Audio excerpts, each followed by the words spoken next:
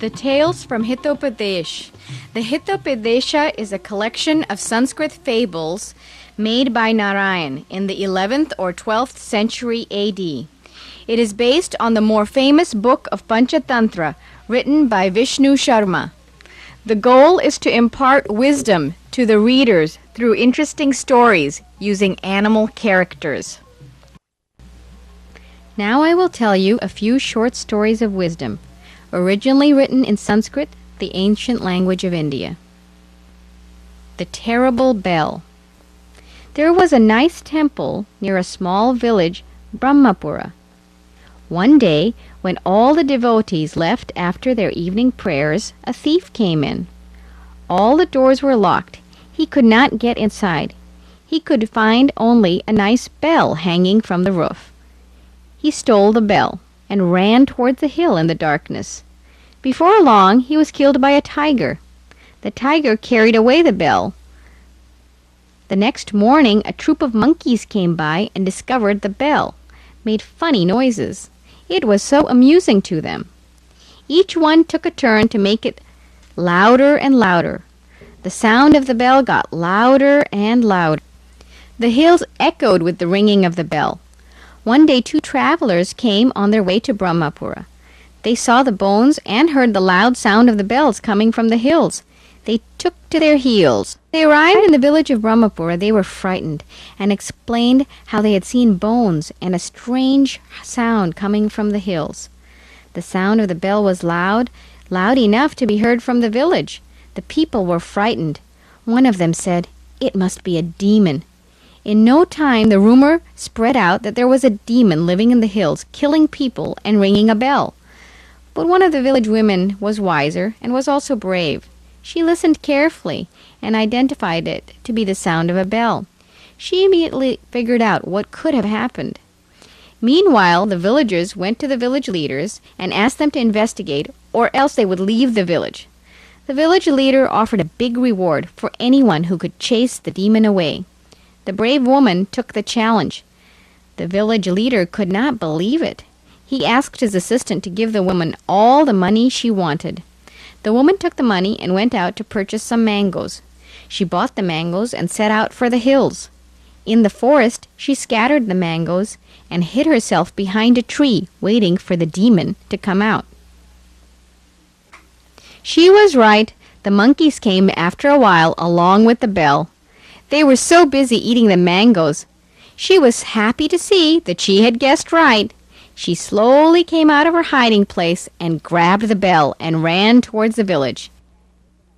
Soon she came to the village and went straight to the village leader to return the temple bell. The village leader greatly appreciated her cleverness, and from that day on, she became the most respected person in the Brahmapura village.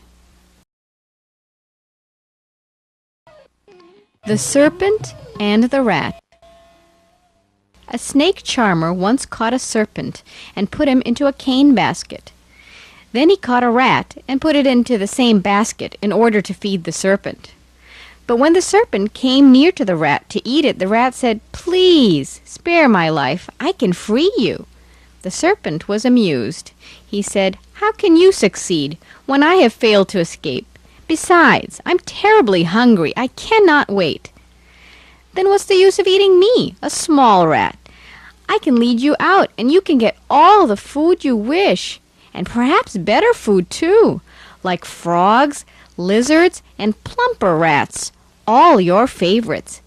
The serpent agreed and said, "All right, I will not eat you now. But how are you going to get me out?" "I shall chant a mantra sitting on your head, and you keep your eyes closed. As soon as my mantra is over, I shall give you a call, and you will be out." The snake let the rat sit on his head and kept his eyes closed.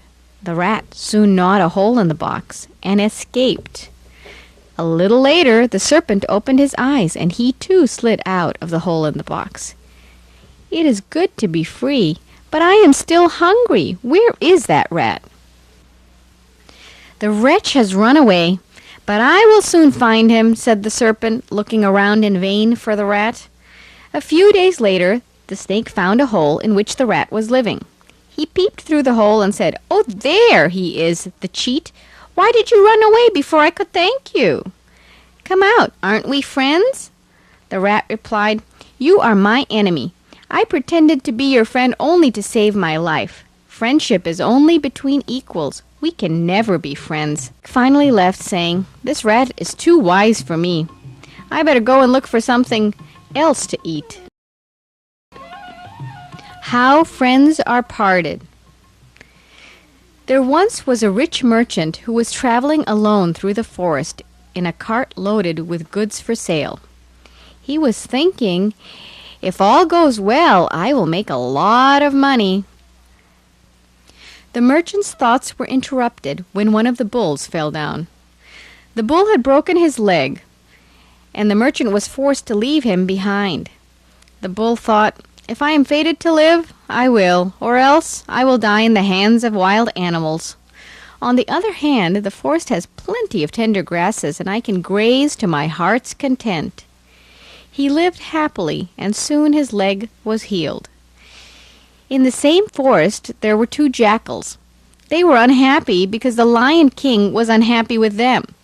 As a result, they did not receive any share of his hunt. Just then the Lion King was passing by and did not even look at them.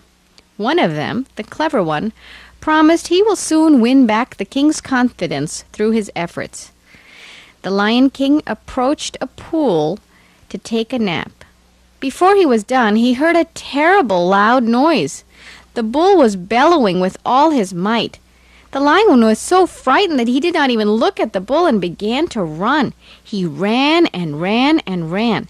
The jackal saw the lion run to his cave. "This is our chance to gain his favor," said the clever jackal. When he approached the lion in his cave, he had not yet recovered. "What brings you here?" the lion roared. "Your servant, to serve you, sir," was the reply from the jackal. "Speak your mind fearlessly. What do you want?" asked the lion. "O king, I was wondering, why did you run away from the pool?" The king was embarrassed. "So you saw me running?" said the king. "That was not necessary," said the sly jackal. "Didn't you hear the thundering roar of that beast?" said the lion. "My brother and I promised to set your fears to rest. But before we start working, we want a royal feast." The king was happy to offer a royal feast. After the feast, the clever jackal came to the lion and thanked him. The king was anxious to hear his plans. The jackal took him aside and assured him he would get things settled. He had only to follow his instructions when the time came. The clever jackal found out that the fearsome beast was nothing but a bull. The younger jackal said, "Why didn't you tell him that?" "And lose my delicious royal feast?" was the prompt reply. They located the bull at a distance, and the older jackal said, "Now I can tell him and earn another feast in due course. Just follow my instructions. You sit under the big tree and try to look as regal as you can. I will send the bull to you." The sly jackal went to the bull and said, "O bull, I am the keeper of this forest. Don't you know you can't come here without permission?" The bull politely said, "I do not know the rules of the forest. I come from the city. Tell me, what should I do in order to graze here?" "Come and pay respect to the king's general. He will tell you what to do." The bull respectfully asked the younger jackal what to do in order to graze in the forest. "You must go and fall at the feet of the imperial king," the jackal said. "What if he kills me?" said the frightened bull. "Don't be afraid, you foolish bull. He only fights with mighty creatures, and you are too nice, and no match for him." So they all started towards the lion's den. As they approached, the sly jackal said, "You all wait here while I inform His Majesty that his ward has come to pay him homage." He went inside the den and told the lion that the huge creature was dangerous, but after much persuasion from the two jackals, he had agreed to be his friend. "Where is he now?" asked the lion. "He is right here waiting to pay his respects to you.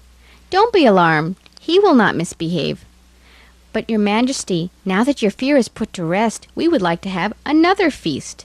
The lion agreed and promised to give more feasts in the future. The lion cordially welcomed the bull. "Be my guest," the king said. "Enjoy the forest as long as you want." The bull was pleasantly surprised and continued to enjoy grazing upon the lush green foliage of the forest. A few days later, the king's brother visited the forest. The king introduced his brother to his friend, the bull. The king complained that he was running low on food. When the bull was surprised, "What happened to the meat of the animals which were slain today?" The king said, "The two jackals must have eaten some, wasted some, and given the rest away." "Your Majesty, this is not right," said the bull. "You should have total control on your treasury." The king's brother agreed and suggested that the bull should be made the treasurer. He had no interest in meat, since he ate only grass. The king agreed to make the bull the treasurer. The next day, when the lion killed a deer, the jackals approached the prey when the king said, "Don't touch the killed deer. You must have permission from the bull. He is now the treasurer." Two brothers hated the bull. "The bull has become too powerful, and we cannot have enough food." The king was always seen with the bull. They became inseparable friends. "We must make plans to outsmart them," said the older jackal. The clever jackal came to the lion king and said, "I have something unpleasant to say. Would you permit me?" With the king's permission, he said, "The bull is a traitor. He plans to seize your kingdom." "But why should he, when he enjoys more power than anyone else?" exclaimed the king. "That is why he is aspiring to be king. He must be immediately demoted." The lion was silent for a while and then said majestically, "I cannot demote him without any proof. I hold him in great esteem." The jackal quickly left, saying, "You will have it soon." The cunning jackal then went to the bull and made a very unhappy face. The bull said, "Why do you look so sad?" The jackal said, "I feel sorry for you. The king's heart has turned against you." "What makes you say that?" said the bull. "Because he has made a secret plan to let us feast on your flesh." "But why should he do that? I have not done anything to displease him," said the bull. "Don't waste time thinking about it. Try to save your life." "When I have to die, I will die honorably, fighting with His Majesty," roared the bull. "But what proof do you have that he is trying to kill me?" asked the bull. "You will see for yourself when you near him." Before the bull approached the lion, the jackal quickly came to the lion and said, "I saw that traitor bull coming this way to pin you down with his powerful horns." "I will be waiting for him," said the lion. When the bull came near the den, he saw the lion's piercing eyes. He lowered his horn and charged. The lion also pounced on him in no time.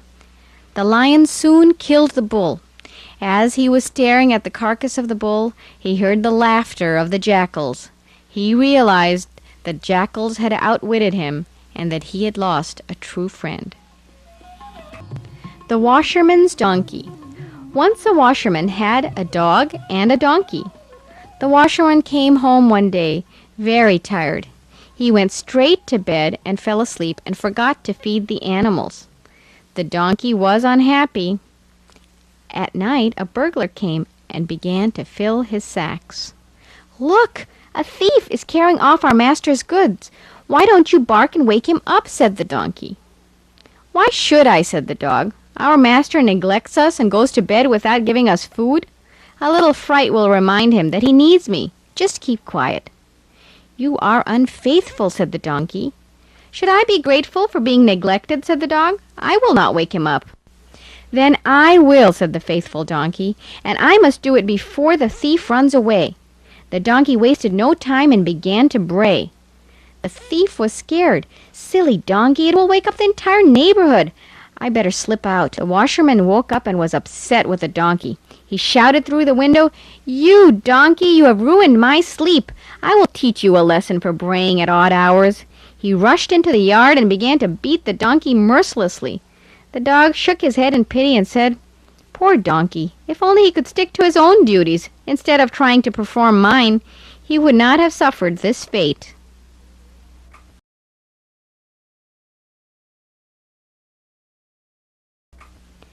The Cat Who Served a Lion. Once upon a time there lived a lion. He was a mighty beast, and before him all trembled. In his den there was a small mouse. He loved the lion's mane. The mouse said, "This fine mane will make a soft bed for my little ones." The lion noticed that he was losing his mane, and he was unhappy. One day he chased the mouse, but the mouse was too fast and quickly ran away. "Well, I'm not a cat. The mouse is not my prey. But why don't I keep a cat? The mouse will be scared to come out, or may even be killed." So he invited a cat to live in his den and promised to feed him. When the cat asked the lion explained to him his misery. At the den, the lion offered the cat fresh fish to eat. The cat said, "The mouse won't dare to come out anywhere near you. You can sleep in peace." The lion enjoyed a nice sleep, while the cat enjoyed his nice meal. The mouse was not happy. She was getting hungry and could not come out. She scratched the walls, and the lion was happy. He got more fish for the cat the next day, while the mouse grew increasingly impatient. "You are really spoiling me with this delicious fresh fish, O king," said the cat. The mouse was starving. "It is more than a week since I left my hole. I must find something to eat," said the mouse. That afternoon, as the lion napped and the cat dozed, the mouse crept timidly out of her hole in search of food. Before long, the cat pounced on the mouse and killed her. "Nothing beats a delicious mouse," said the cat, and enjoyed his mouse meal. But the cat had been too hasty. The lion found out that the mouse was dead, as he heard no more scratches. As the days passed, the lion no longer needed the cat. When the cat asked for food, he said, "Go catch your own prey. Don't disturb me. I want to sleep." The cat left the den, a little wiser, saying, "I have been a fool. I should not have killed the mouse."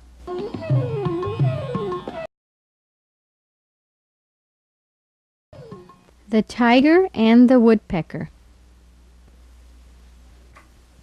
One day, as a tiger was devouring the game he had killed, a bone got stuck in his teeth. A woodpecker, who lived in the branches above, watched him eating the game but did not realize what had happened. The tiger tried and tried but could not get the bone out. "I will not be able to eat anything else unless I get this bone out," said the tiger. Days passed by and he was getting weaker and weaker. The woodpecker was wondering what was wrong with the tiger. "What is the matter with you? Why are you keeping your mouth open?" The tiger beckoned to the woodpecker to come near, and he pointed to the bone in his teeth. "Oh, you are in a lot of pain. I can remove the bone only if you give me a portion of the flesh of the animal you hunt." The tiger nodded his head as he could not speak or roar. He tried to say, yes, I will, just get the bone out." The woodpecker flew into the tiger's mouth, caught the bone firmly with his beak, and came out of the tiger's mouth at full speed. Then the woodpecker perched on a tree. He dropped the bone on the tiger's head. "I better get myself some food. I am starving," said the tiger. A few hours later, the tiger killed an animal and began to eat. The woodpecker tried to remind the tiger of his promise to share his food with the woodpecker. But the tiger looked at the woodpecker and pretended to have never seen him.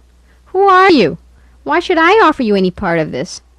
The woodpecker was shocked. The tiger is so ungrateful. He came down from the branches and said, "Don't you remember me?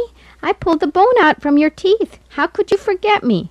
The tiger laughed and said, "You know I am a wild animal. I could have easily eaten you up when you entered my mouth.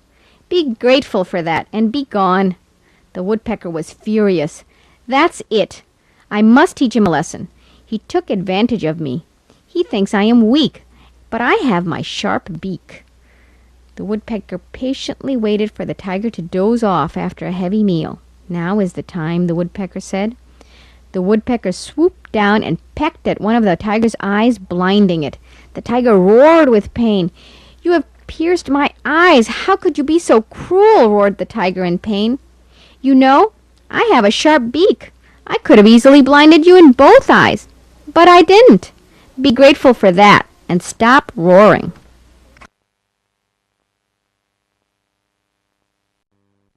The Clever Turtle. There lived a few turtles on a sea-coast. Every day an eagle used to catch one of them for his food. It worried an old turtle. At this rate, not one of us is going to be alive. We must do something to save ourselves. He withdrew into his shell and began to think. Then he got an idea.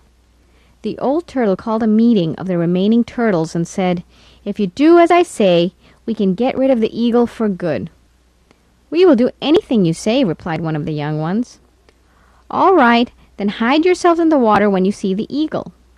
The next day, when the eagle swooped down as usual, the brave old turtle asked all the other turtles to hide in the water while he waited for the eagle to come closer. All the others dived into the water. When the eagle came closer, the old turtle said, "You have eaten up all my relatives, and now I am the only one left. I would like to save my life. Will you make a bet with me? If you lose, you must never eat turtles again." "What happens if I win?" asked the eagle. "Then you eat me first and continue to eat turtles." "Now tell me, what is the bet?" asked the eagle. "Let's run a race. I will swim in the water while you fly in the sky. Let's begin the race a week from today," said the turtle. "Agreed," replied the eagle. The eagle was absolutely sure of winning. "Foolish turtle, of course I will win this bet." As soon as the eagle was out of sight, the old turtle called out to his companions. "Now come out of the water and listen to me," said the old turtle. The turtle told everybody, "Post yourselves in the water in a straight line at equal distances. As the eagle flies over you while racing with me, raise your head and show yourselves." The turtles rehearsed this by taking their positions in the water accordingly. A week later, the race between the eagle and the turtle began. "Are you ready?" asked the old turtle. "Let's go!" The eagle flew with great speed, but the turtle always seemed to be ahead of him by miles. "I cannot keep this up," the eagle shouted. He said, "I better fly away to a tree on the shore before I fall down exhausted and drown." The next day he came to the old turtle and said, "You win. I will never eat another turtle in my life."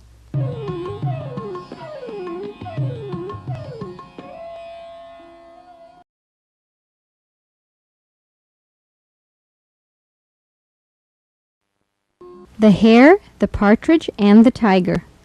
On the bank of the Narmada River there was a forest.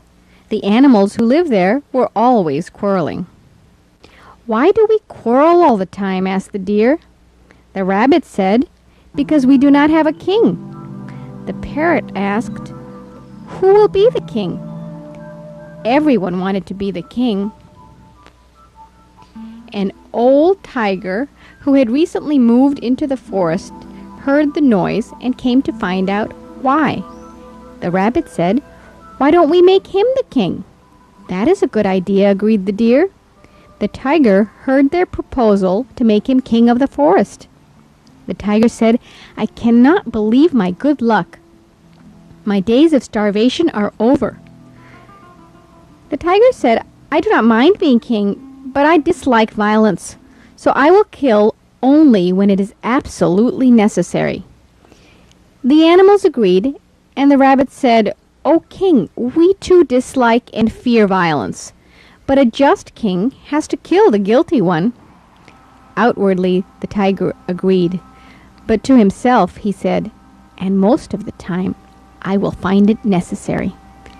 The very next day, a hare and a partridge had a bitter quarrel on the ownership of a hole. The quarrel became increasingly intense, when the rabbit said, "Let us go to the king." "Fair enough," replied the partridge. So they went to the old tiger and proclaimed, "We seek justice." "I am old," said the tiger. "You both must come closer." As soon as the rabbit and the partridge came closer, the tiger killed both of them and had a very good meal. Other animals ran away saying, "If only we had settled our own disputes instead of inviting a stranger to settle them for us."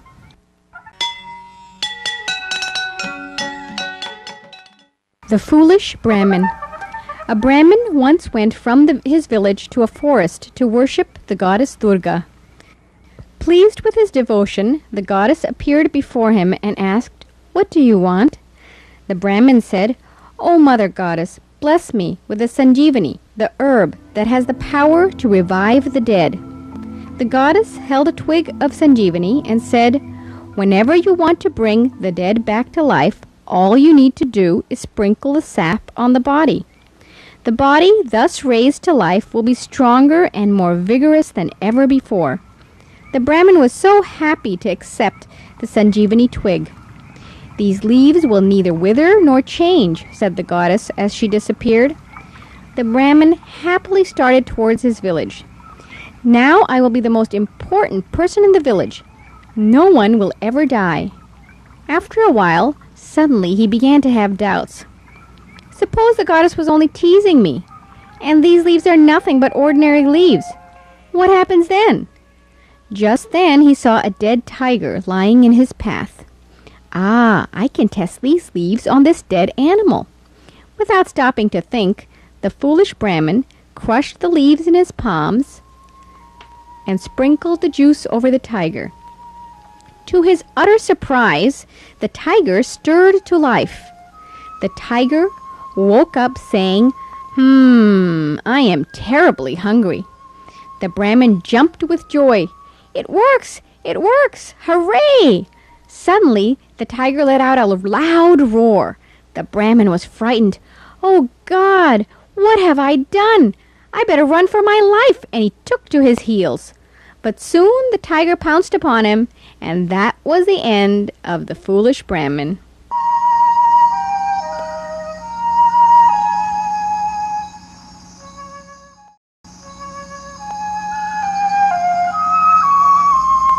The Parrot and the Hunter. There once lived a parrot on a big tree in a forest. In the hollow of another nearby tree lived a snake. One day the parrot laid some eggs and sat tenderly on them. A hunter was carefully watching her from another tree. The hunter kept a close eye on the nest and waited for the fledglings to come. When the fledglings arrived, the hunter said, "Ah, this is my lucky day." The hunter waited until the parrot flew away to get food for her babies. Then he climbed up to fetch the baby parrots. The mother came back and saw the hunter stealing her babies. The mother cried, "Why do you have to steal my babies, whose eyes are not yet open? Why do you fear? I am not going to hurt them. I will sell them as pets." The mother kept quiet, thinking that the hunter had stolen the birds for money. "I must teach him a lesson." She followed the hunter and said, "If money is all you want, leave my fledglings alone, and I will give you enough gold to make you rich for the rest of your life." "From where can you find this gold?" asked the hunter. "Recently I saw a rich man who was afraid of thieves hide his wealth in the forest, and I know where it is hidden. If you leave my fledglings alone, I will show you where he has hidden his gold." The greedy hunter thought for a while and decided to return the fledglings to their nest and come to get them after collecting the gold. He took the fledglings back to their nest. "Your babies are now back. Show me where the gold is." The parrot led the hunter to the tree where the serpent lived and pointed to the hollow. "Put your hand into the hollow and take out all the gold you want." The hunter could hardly wait for the parrot to finish. The next moment he shouted, "I have been bitten by a snake!" Within minutes, the hunter fell dead. The mother said, "I had to do it to save my young ones."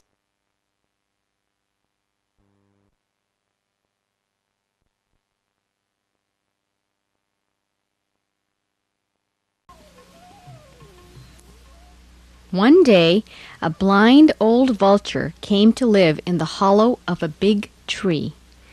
The birds living on the big tree hurried to have a meeting. One of them said, "The blind vulture needs care. Let us share our food, or else he will die of starvation." The old vulture was touched by their kindness and promised to take care of the young ones while they were away gathering food. One day a cat passed by. He did not see any birds. As soon as the baby birds saw the cat, they began to shout. The loud twitter woke up the vulture. He swooped down and frightened the cat away. Soon the cat learned that the vulture was blind. He immediately thought of a plan. When he came to the vulture shouted, "Be off, or I will slay you." The cat replied, "I am prepared to die, but let me explain why I am here. I live on the bank of the holy river Ganges. The birds are constantly speaking of your great wisdom. I have come here to be your disciple. But you must eat the young birds whom I'm going to protect. Oh, my Guru, I read the scriptures and I've overcome the passion to kill. I will stay here like a hermit." The cat seems to be trustworthy, thought the vulture, and decided to share his hollow with him. Day after day, the cat stole some fledglings and hid the bones in the hollow. The blind vulture did not realize the foul play. Each evening when the birds returned, they found some fledglings missing. They decided to investigate. The cat heard this and immediately decided to leave the place before he was caught. He quickly slipped away into the woods. The birds soon discovered the bones of their babies near the hollow of the tree. They were furious. The poor vulture was still sleeping, not knowing what was happening around him. He was attacked by all the birds and pecked to death. The poor vulture, his only fault was to choose the wrong friend.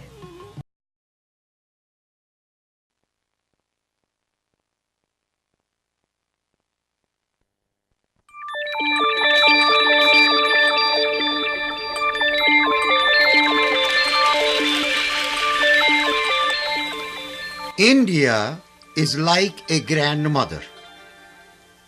She is very old and very wise, and she knows lots of stories. Big and clever books are not for all people, grandmother says. But all the wisdom that is in those books becomes easy to understand through stories.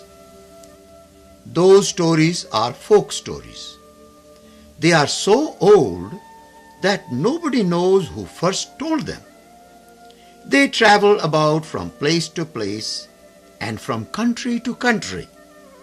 And as they travel, the details of the story change.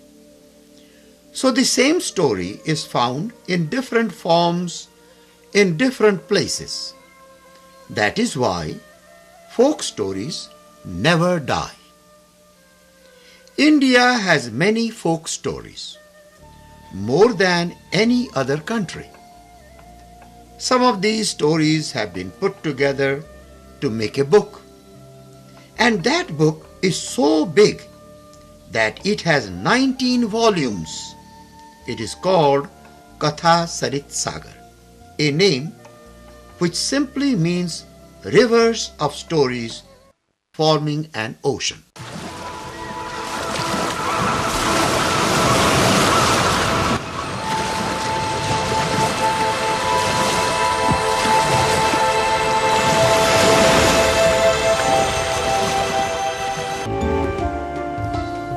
The Python. Long, long ago, there was a king who had two wives. Queen Shobha, the elder queen, was kind and loving. And Queen Rupa, the younger one, was cruel and wicked. Queen Shobha had a daughter named Devi, and Queen Rupa had a daughter named Tara. Queen Rupa was a clever woman, and she was very ambitious.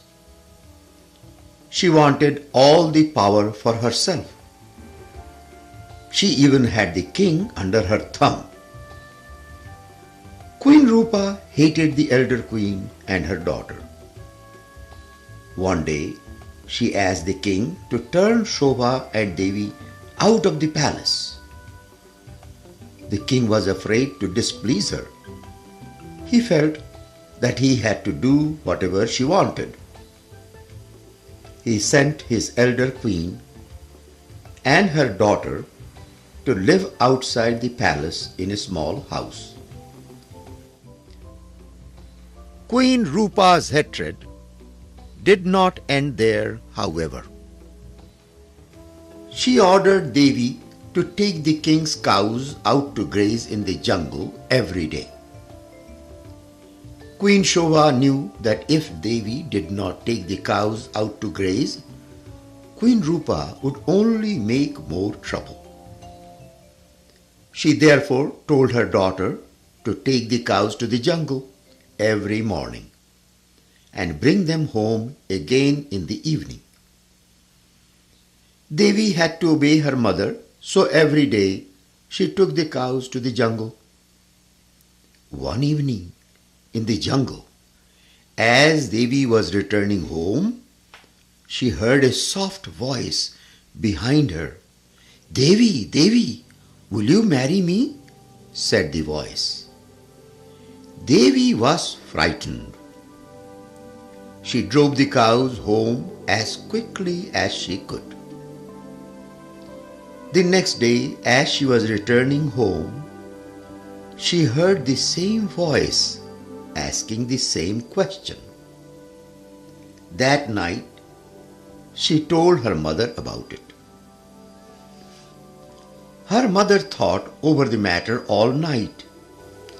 By the morning, she had decided what to do. "Listen, child," she said to her daughter. "I shall tell you what to do if you hear the voice again this evening." "Yes, mother," replied Devi. "You will reply to the voice," Queen Shobha continued. "Come to my house tomorrow morning. I shall marry you." "But mother," Devi said, "we don't know this person." "My dear Devi," her mother said sadly, "you know that things can't be worse than they are now. We had better accept this proposal. God will help us." That evening, as Devi was returning with the cows, she again heard the same voice. It was a sad and gentle voice. "Devi, Devi, will you marry me? Will you marry me?" said the voice. Devi stopped. She looked back, but she could see no one. She hesitated. She wanted to run away, but then she remembered her mother's words. Very quickly she said, "Yes, I will, if you will come to my house tomorrow morning." Then she hurried away, driving the cows home as fast as they would go. The next morning, Queen Shobha woke up early. She went and opened the door to see if anyone was waiting outside. No one was there. But then she had a shock.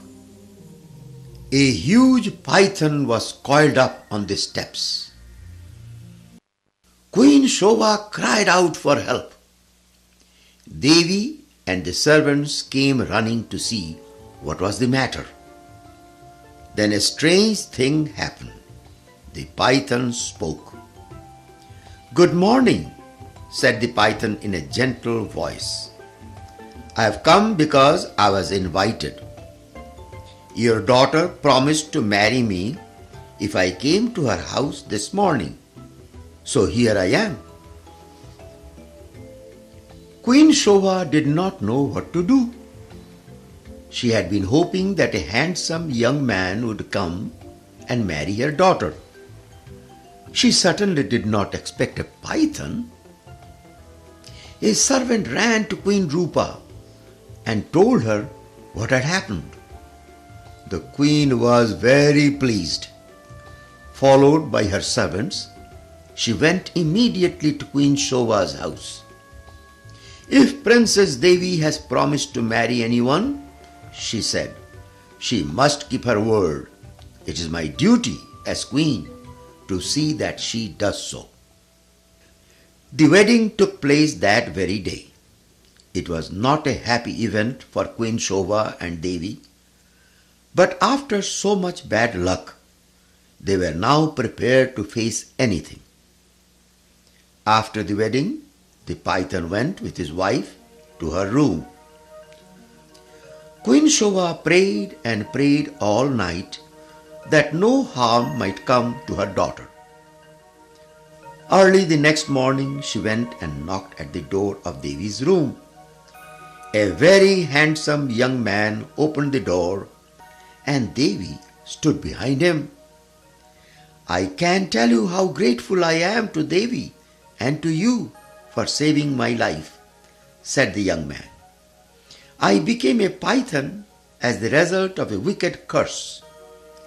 A certain jungle god was angry with me, and he changed me into a python.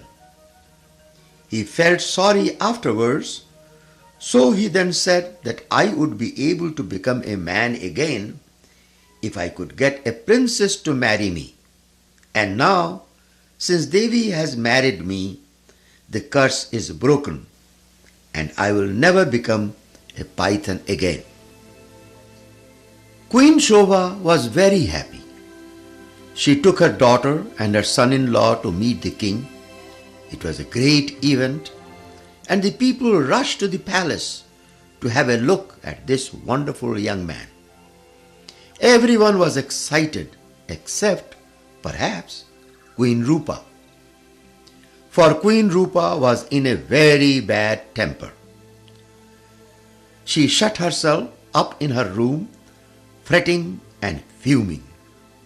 She could not bear to think of Devi's good luck. She wished that her daughter, Tara, could be as lucky. At last, she thought of a plan. She called her daughter to her. Now that Devi is married, she said, you must take the cows to graze in the jungle. No, cried Tara. Why me, of all people? Because I say so, snapped the queen. Now listen to me. If you hear anyone proposing marriage to you, you must say immediately that you are willing to marry him if he will come to your house the next morning. Tara was horrified at her mother's idea. She wept and said she did not want to take the cows to the jungle, but the queen would not listen, and Tara had to obey her. So day after day, Tara took the cows to the jungle every morning and brought them home again in the evening. But not once did she hear a voice saying, "Will you marry me?" This did not discourage the queen very much, however. Since there was no python in the jungle to ask Tara to marry him, the queen decided to find a python herself. She sent her men out to find one. They searched, and after many days, they found a huge python. They caught him and took him to the palace. So at last, Tara was married to a python, and the queen was satisfied. On the wedding night, Tara and the python were left together in a room. The queen waited impatiently for morning to come. Early in the morning, Queen Rupa knocked at the door of her daughter's room. There was no answer. She knocked louder, but still no one opened the door. The queen pushed the door open. She could not see her daughter anywhere. There was a fat python lying on the ground. But where was Tara? Suddenly the queen began to scream. Everyone in the palace heard her cries. The king and all the servants rushed to see what was the matter. "Where is the princess?" cried everyone. "She must be inside the python," said the cook. "Don't you see what a huge bulge he has?" Now the queen cried louder than ever. The king too began to weep. The cook fetched his biggest knife. "I shall try to save the princess," he said, "if she is still alive." He cut open the python's stomach. There was Tara, safe and sound. The cook pulled her out. With a cry, she ran to her mother. The python, of course, died, and so did Queen Rupa's desire to marry her daughter to a man as worthy as the one Devi had married.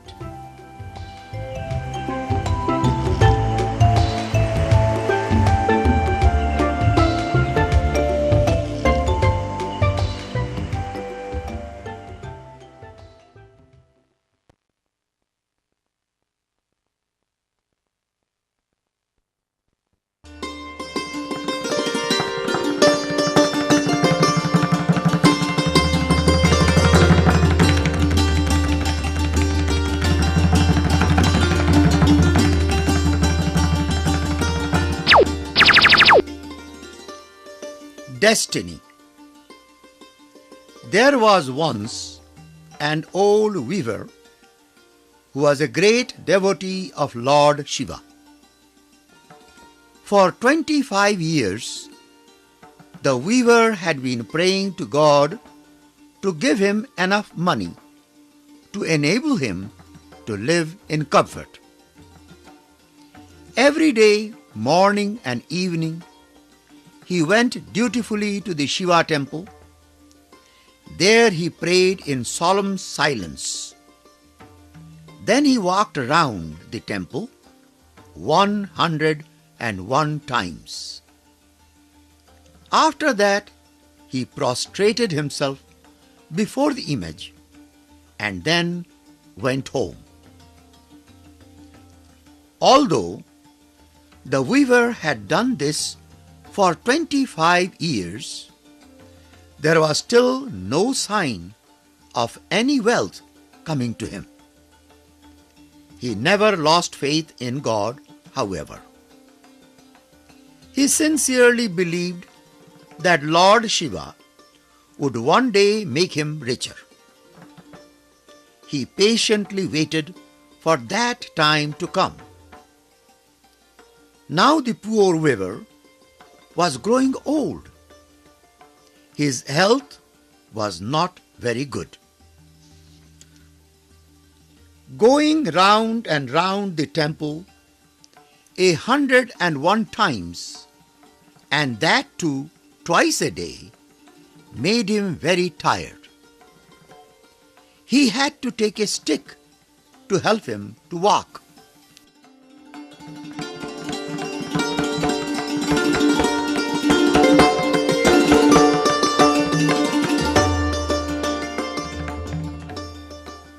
Sitting in heaven, Lord Shiva heard the weaver's prayers. Yet, he did nothing to help him. But Parvati Devi, Shiva's wife, felt sorry for the weaver. One morning, she noticed that he almost fell down as he was walking round the temple. She felt that she should speak to her husband about the weaver. "My lord," Parvati said to Shiva, "why are you so hard on that old weaver who has been worshipping you for such a long time?" "Why?" asked Shiva. "Why do you think I am hard on him?" "Look at him," she replied. "He has been praying for your blessing for the last 25 years. What have you done for him? He is now old and he cannot even walk properly. Why don't you make life easier for him?" Shiva looked at Parvati and smiled. "Do you think I am heartless?" he said. "Do you think I would have refused to give him wealth if he could make use of it? Why can't he make use of it? She asked. I don't understand you, my lord.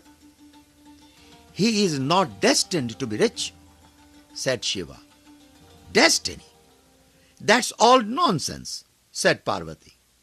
I do not believe that a man cannot make use of wealth if it is given to him. All right, said Shiva. I shall give a pot full of gold to the old weaver. Let us see whether he takes it and uses it well. Come with me. Let us go to the temple where he prays. Lord Shiva and Parvati went down to earth and went to the temple. Look, Shiva said, he is alone in the courtyard, walking round the temple. Let me place this pot of gold in front of him, where he can easily find it. Lord Shiva placed the pot in the weaver's path, where he could not miss it. Shiva and Parvati stood at a distance and watched. The old weaver walked on. O Lord Shiva, he prayed, how long have I to continue this wretched life? I have been worshipping you for such a long time, and yet you have not helped me. Nevertheless, I am grateful to you for all your mercies. I can still ply my trade. My eyes are still good. How fortunate I am that even in my old age I can still weave well. Then a terrible thought struck the weaver. He stood still for a moment, frightened at the very idea. Suppose I were to lose my eyesight, he thought. What would happen to me? How would I earn my living? How could I come to the temple? Of course, even I could not weave, I could certainly come to the temple for my prayers. But would I be able to walk round the temple? I think I could manage it. Let me try. I could walk like this. The weaver firmly closed his eyes and walked on. He passed by the pot of gold and walked on with his eyes shut. When he opened his eyes again, he smiled. Yes, he said, I need not worry. Even if I were blind, I could still walk round the temple. The weaver then went home. He did not see the pot of gold. Shiva looked at Parvati. Didn't I tell you, he said, that the weaver was not destined to have wealth? Can't you help him in any way? Asked Parvati. Yes, there is something I can do for him, Shiva replied. He will now lose all interest in wealth. He will be very happy. Shiva and Parvati returned home, taking with them the pot of gold.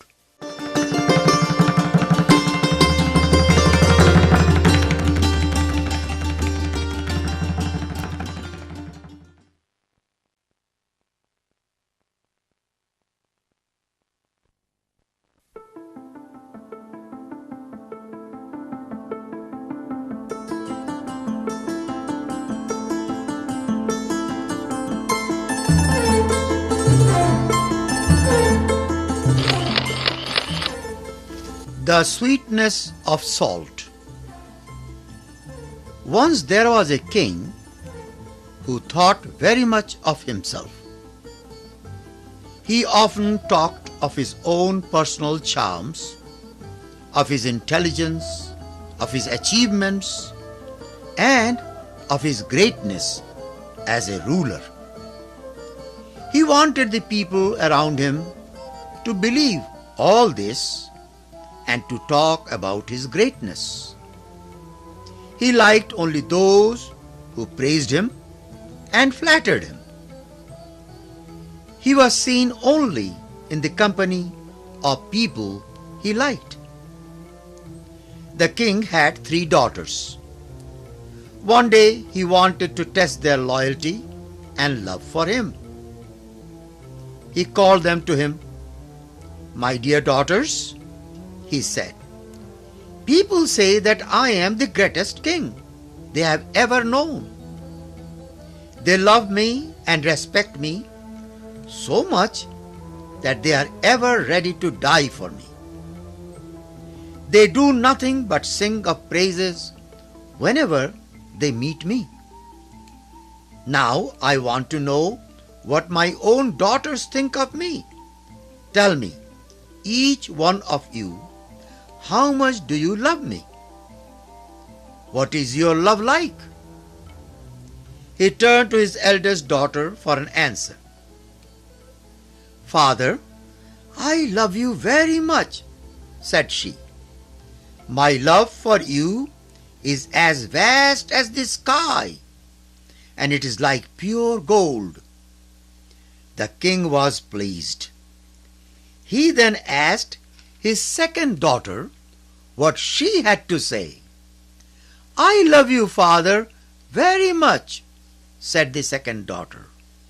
"My love is as fathomless as the ocean, and it is like precious stones." The king laughed with happiness. He then looked at his youngest daughter. "How about you?" he asked. "How much do you love me?"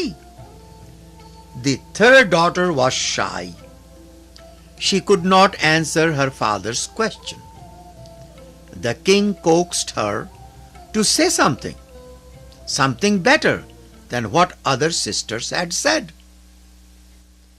"Dear father," said the youngest daughter at last, "my love for you is just like a daughter's love for her father."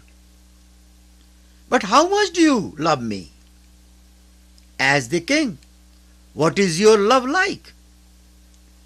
The third princess began to think, and finally she said, "Father, all I can say is that I love you as much as you and I love salt." "What?" thundered the king. "You love me only like salt?" "Yes, father," she answered. "How dare you say your love is just like ordinary salt?" The king roared. "Am I so cheap?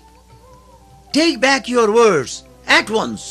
Otherwise, I shall know how to deal with you."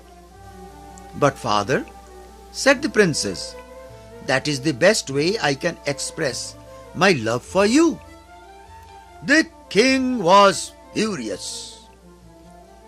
"You will suffer for insulting me like this," he said. From that day, the king would have nothing to do with his youngest daughter. He would not even look at her. Time passed. The king married his 2 elder daughters to 2 kings and gave them each a handsome dowry. The third daughter was left alone. One day, the queen asked the king to arrange the marriage of his youngest daughter as well. "Marry that stupid girl?" said the king. "Very well, wait and see to whom I am going to give her." The king looked out into the street. The first person he saw was a beggar. The king called him in. "What are you?" asked the king.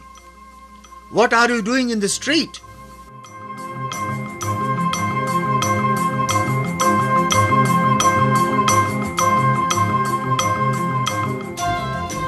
"I am begging for food," said the man, "for I have had no work for many days." "You are a beggar. That's very good," said the king. "I shall marry you to a princess. Then you can both beg together." The king married his youngest daughter to the beggar, and sent her away with him. The princess accepted the punishment without a word. She was not sorry for what had happened to her. She knew she was no longer a princess. Now she had neither wealth nor position. All she had was a beggar for her husband. She was a brave girl, however, and was ready to face any difficulty or trouble. First, she wanted to know who her husband was. He told her that he was not really a beggar. He was new to the place and was looking for work. Failing to get any, one day he had begged for food. It was then that the king had caught him. The young man was full of ambition. Now, with a clever and brave girl as his wife, he was ready to plunge into any struggle in order to better himself. The young man and his wife went far away from the city and stayed in a small hut. The wife was wearing some ornaments. All her ornaments were sold, and with this money they started a new life. They rented a small plot of land and began farming. The land produced a good harvest. They extended their land and had more bumper crops. They worked harder and harder, farming more and more land. Within a few years, they became the owners of their land. Step by step, they became more and more prosperous. In another few years, they were able to own a good house. Still, they were not satisfied, however. They continued their efforts with zeal and determination. Within a few more years, they owned palatial buildings and vast lands. They built a huge palace and lived there with all the comforts of a princely life. By this time, they had attained a high place in the social life of the city. They invited all the most important people to their home. One day, they invited the prince's father, the king, to dinner. The king accepted the invitation, little knowing that he was going to dine in the palace of his own daughter. It was a most lavish dinner. The king and all the other guests were much impressed with the arrangements. The host and hostess moved among the guests, showing them every courtesy.